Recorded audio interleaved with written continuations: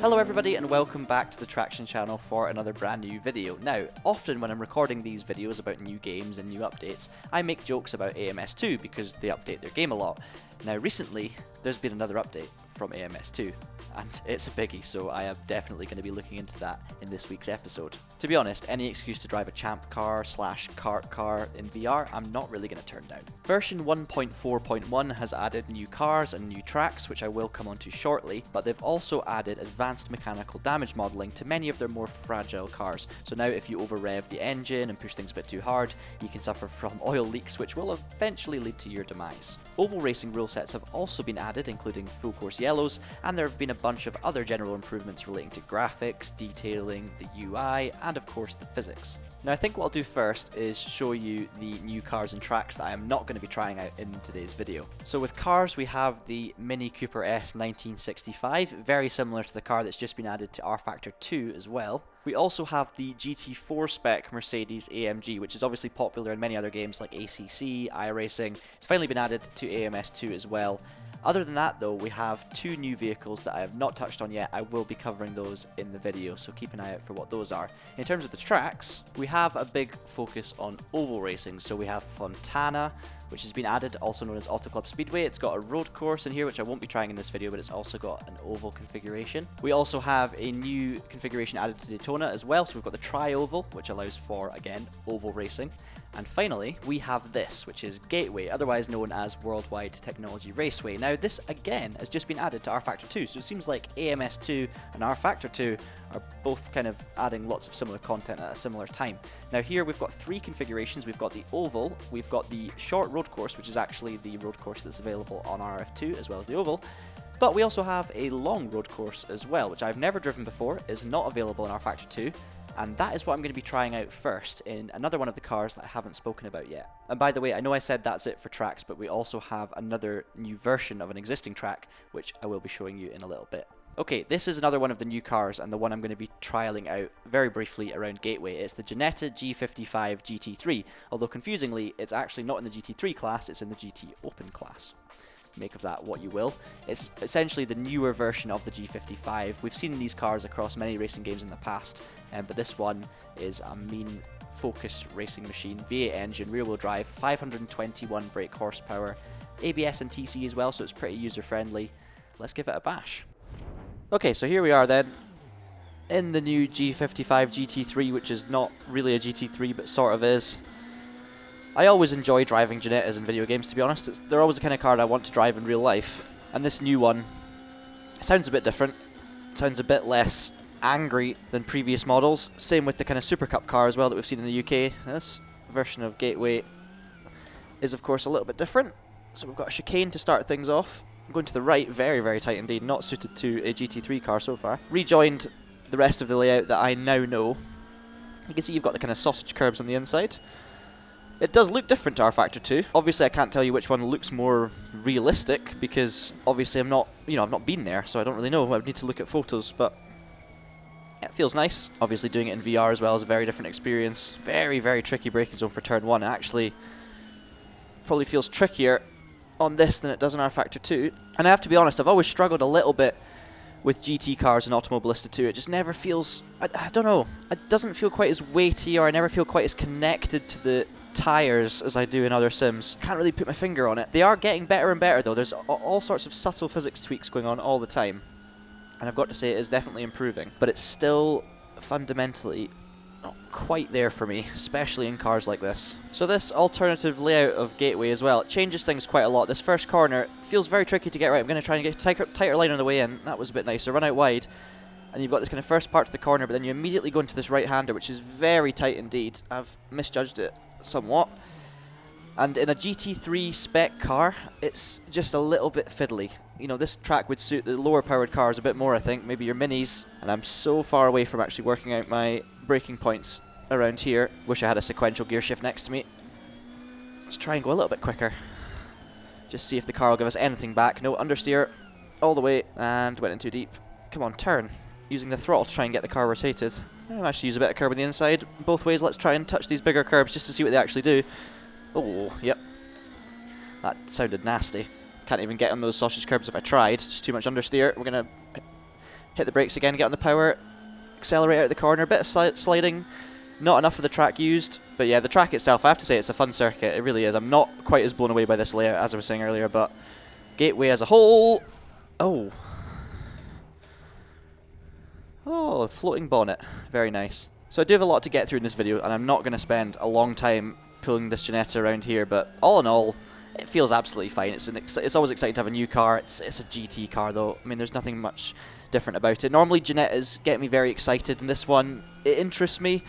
I have to be honest, it doesn't fully excite me. I think I need to park this car up and move on to the next one. This next combination is a little bit different, I'll be honest. We are going to jump in our Vulkan truck, which is a new truck added to the class. Of course, we've got plenty of others. We've got VWs, Mercedes, MAN, but yeah, the Vulkan's a new one. I've never actually raced the trucks in this game, and I figured it would be a little bit of fun to use it as an excuse to try out the 2022 version of Spa-Francorchamps. Now this, of course, has the updated gravel traps, this slightly different profiling to the likes of Rouge and Radeon. It's essentially the same circuit. I've actually driven it in real life as well. It doesn't feel any different when you drive it. But this is, I believe, the first sim to implement the updates to their game, which is very interesting. And I think from driving a truck from a high-end perspective with VR on, we're going to get a great view of it.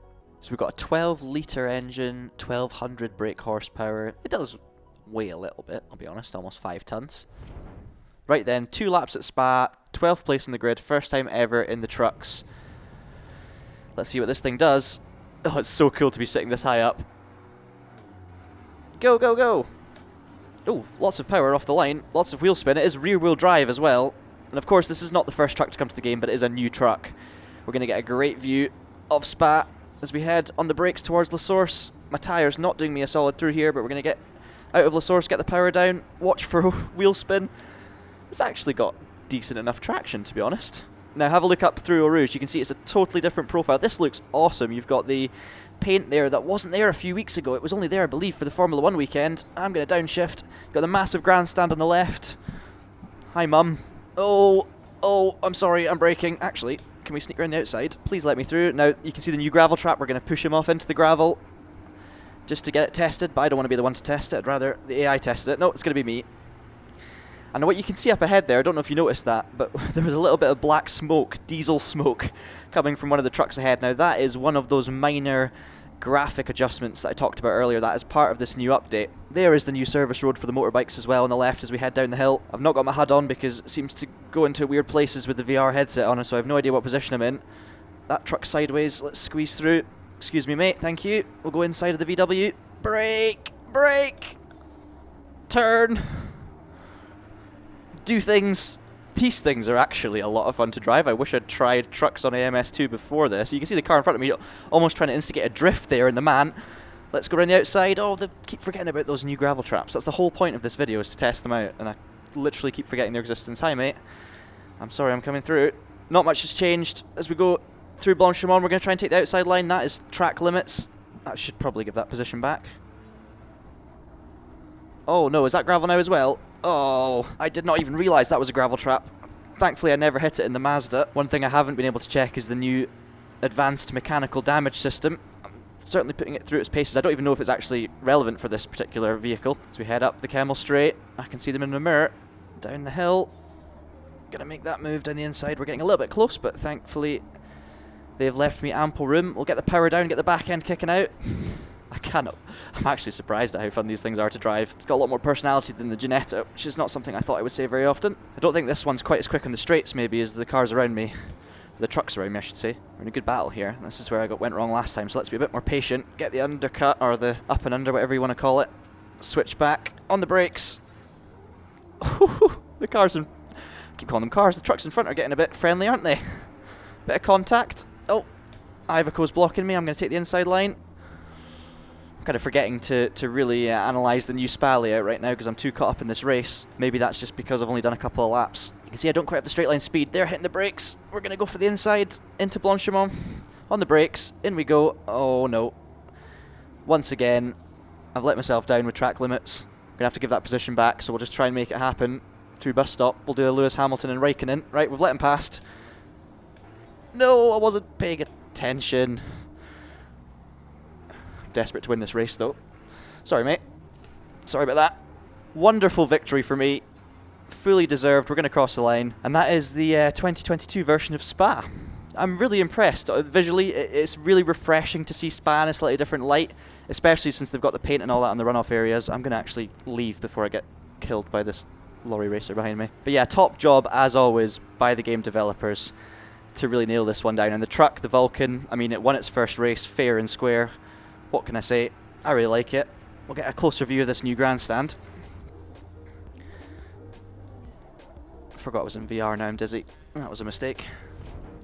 Now the final new thing I want to test is actually the fact that they've added an oval configuration to the Formula USA car. So if I'm going to go for Gen 2, we're going to pick the Reynard Ford Cosworth. Now as you can see currently, you've got the kind of regular road course front wing and rear wing, but if I now change the circuit to, for example, tri-oval layout at Daytona, and boom. I don't know if you noticed that, but the aerodynamics have changed. So we've got the proper oval configuration front wing and rear wing, so the car will have less downforce, more speed. That is awesome news for oval racing fans that also happen to like AMS2, because we can now drive these cars in their proper oval spec around oval circuits. Now, not only have they added the oval spec aero modifications to the actual car, you also now have in the rules and regulations sections full course yellows, which if we turn on, we should now have, like we would have in proper champ car or kart racing, full course yellows, so it allows more realistic oval racing to take place as well. I want to test that theory, so how am I going to create a situation where I can make a race and bring out a safety car? I'm actually so excited to try this out, racing an oval spec kart car around an oval in VR. The sound, the sights, it's going to be absolutely incredible. Do you know, I've never actually noticed that AMS2 have kind of funny versions of the real drivers' names in their liveries. So Jimmy Vassar's car, we've got James Vass, or Vase, because it's America. Scotty Prunes is Scotty Pruitt in his livery. Alessio Ardi is Alexander Sonardi. We've got Kanan actually as Kanan, because he's in the stock car series, so that's probably why. Darren Francis, Dario Franchitti. That's absolutely brilliant. I love it. Right then, rolling start. I am properly excited for this. I'm going to be honest with you. To be able to do, you know, an oval race with oval configuration aero on a proper 98 kart car. Getting ready to take the green. Now, of course, Daytona Tri-Oval is actually a new configuration on the game, but it's not a new circuit. You know, Daytona's been around for a while, but having the oval layout is just going to be insane. It's a super speedway as well, so we should be flat out. I'm going to... Oh, I had to really carefully squeeze on the throttle there because this car's got a lot less grip and downforce with this oval configuration. Going to take fifth. Get the slipstream. You can hear the car scraping along the ground, not leaving me much room. Oh my word. Oh my word. Definitely gets your adrenaline going. Keep it absolutely floored. We've got cars going 3 wide up ahead. I'm just going to try and keep it smooth. Can we find room on the inside? I don't think so. But there's nobody to give me a slipstream on the outside. Why not? Let's just keep it pinned around the outside. Oh, they're getting very close down the bottom. I shouldn't be looking down the bottom. Oh my goodness. Now I'm 3 wide. This is absolutely terrifying in the best possible way. We're going to just keep trying to make progress. We're going to cut to the inside. I didn't realize there was a car there. Oh. Okay. Full course cautions work. I can confirm. I'm going to try and recreate that and not get wiped out. Go for the lower lane, take the slipstream. We do have 6 gears to work with, I believe, so we're going to try and build a bit of momentum in 5th. Stick to a higher line. Basically, it's all about finding the slipstream, finding the space. Got someone on the inside. Can't come down on them. But what's this? It's a sudden rainstorm. I'm really hoping that this rain is going to bring out the full course yellow because I just want to test the theory. Oh, it's getting slippy. Still got a decent amount of grip. Oh. Oh, okay. Everyone's backing off now. Oh. Oh, dear.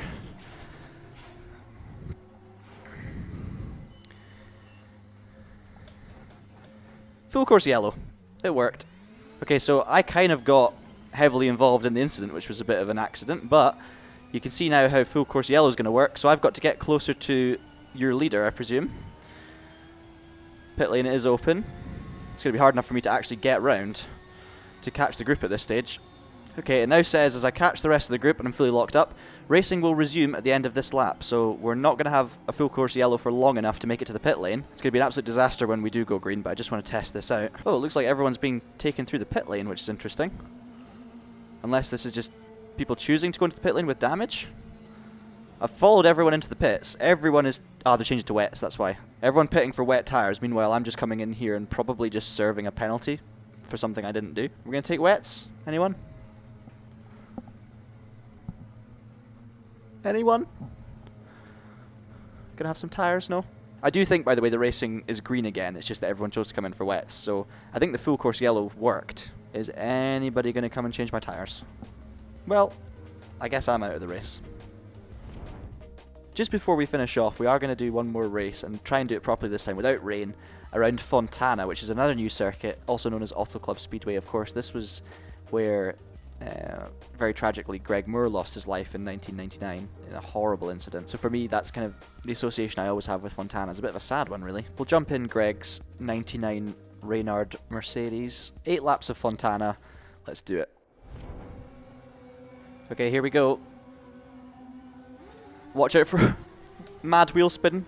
Now, having never actually driven Fontana or Auto Club in any other game, maybe I might, it's on iRacing? I can't even remember. It's been a long time since I did oval racing on iRacing, many years, but this track is kind of a super speedway. I'm just not convinced it's going to be absolutely flat out. It's very wide and very open as we take a lot of positions here in turn 1. Don't know if 5th gear is the right gear to be in. I think it probably is at this stage. I'll try and take first corner a little bit quicker. Oh yeah, okay, you've got to stay committed to the throttle to get the downforce and the grip. Okay, and we find ourselves in the middle of the pack. I'm not running the AI difficulty at too high a level on these oval courses. The AI seem to be pretty quick. I'm thinking I made contact with my teammate there. Oh, I've got cars all over the back of me. Did I just make contact with someone? I felt some contact. Couldn't really do much to avoid it. Car feels slightly unstable. Come on, we're just about finding the grip on the exit.